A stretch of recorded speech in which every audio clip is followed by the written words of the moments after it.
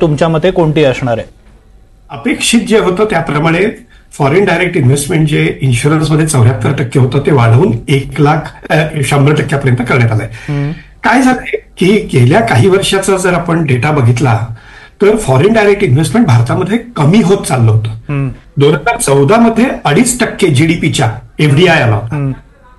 तो कमी होत होत 2023 मध्ये फक्त 0.8% आला. म्हणजे 2.5% ऑफ जीडीपीच्या कमी होऊन तो 0.8% आलेला आहे. एवढ्या कमी लेव्हलचा जीडीपी म्हणजे एफडीआय टू जीडीपी रेशो हा फक्त 1990 साली होता किंवा त्यापूर्वी होता. लिबरलायझेशन झाल्यानंतर हा कधीही इतका कमी नव्हता. ही अत्यंत चिंतेची बाब आहे. कारण फॉरेन डायरेक्ट इन्व्हेस्टमेंट वाढतंय आपण म्हणतोय, पण त्याला पॅरामीटर जे आहे की एफडीआय जीडीपी हा रेशो 2.5%वरनं 1%पेक्षाही खाली आलाय. तो वाढवण्याची गरज आहे. तर इन्शुरन्स सेक्टरमध्ये सुरुवातीला 26% आपण क्लॉज लावला की यातली गुंतवणूक जी आहे ती मात्र तुम्हाला 100% भारतातच करावी लागेल. हा काही नवीन क्लॉज नाहीये.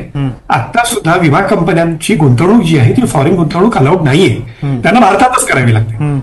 हे रिइटरेट त्यांनी एवढ्यासाठी केलं की लोकांना उगाच वाटू नये की 100% फॉरेन इन्व्हेस्टमेंट अलाउ केली तर ह्या इन्शुरन्स कंपन्या इथले पैसे जे आहेत ते फॉरेनमध्ये जाऊन गुंतवतील, म्हणून हे मला क्लॅरिफाय केलंय. पण ही एक खूप चांगली ह्या अर्थसंकल्पातली प्रोव्हिजनची आहे, ती मला आवडली असं मी म्हणेन. ओके. आणि एक गोष्ट मला सांगायची इथे की आपण टॅक्स स्लॅब बद्दल जेव्हा बोलतोय तेव्हा कॅपिटल गेन टॅक्स किंवा इतर कुठल्याही जर तुम्हाला नसेल तरच फक्त 12 लाखापर्यंत टॅक्स एक्झेप्शन आहे. हे खूप लक्षात घेणं गरजेचं आहे. आता बघा, सामान्यतः 12 लाख ज्याचं उत्पन्न आहे तो शेअर मार्केटमध्ये पैसे गुंतवतोच, तो म्युच्युअल फंडात पैसे गुंतवतोच. आणि दरवर्षी जर तुम्ही ते म्हणजे कॅपिटल गेन टॅक्स साठी जर रिडम्शन केलं नाही तर तुम्हाला काहीच फायदा नाही आहे. जेव्हा मार्केटवर जातं त्यावेळेला you are suppose to sell your investments and get profit.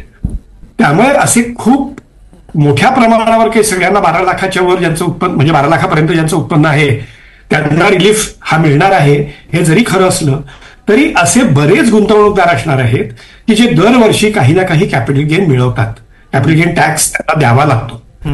त्यामुळे ही सरसकट प्रोव्हिजन सगळ्यांनाच लागू होईल असं नाहीये.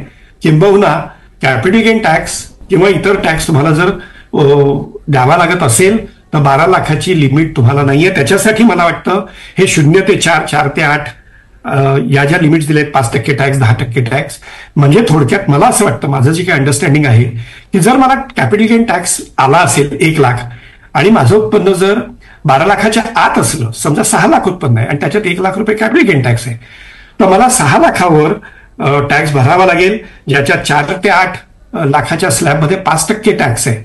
त्यामुळे त्याच्यावर मला 5% असा 30,000चा टॅक्स भरावा लागेल असं माझं अंडरस्टँडिंग आहे.